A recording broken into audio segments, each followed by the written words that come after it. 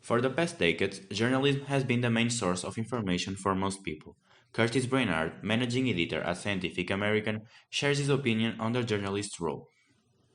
Well, I think, you have to be a skeptic. That's an important part of being a journalist. And it's not always nice to be a skeptic, right? I mean, because especially if you're an environmental journalist, you want to believe, right, that the solution is just around the corner, that, we are on our way to a better world, that we've figured out the massive challenges that we're trying to deal with when it comes to sustainability.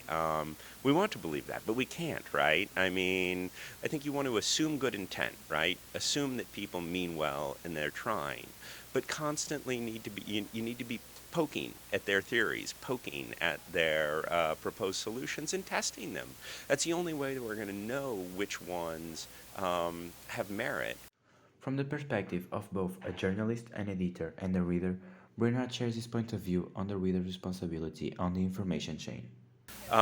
As for readers, yeah, again, skepticism is a virtue, right? Healthy skepticism, and readers need to be skeptical of everything they read, no matter who it's from. I mean, we work very hard at Scientific American to serve our readers' interests, to give them accurate, engaging, meaningful information that they can use. But we're not perfect. We try to be, but we're not perfect. And I hope that every reader, whether they're reading us or the New York Times or anybody, is always kind of asking themselves in the background as they're reading, what is the evidence that this publication is bringing forward?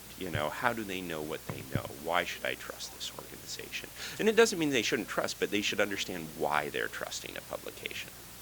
Remembering we are living in the 21st century, social media's role in sharing information was also discussed by Brainard. I mean, social media I think we understand there's some things it does great in terms of journalism as a means of distribution.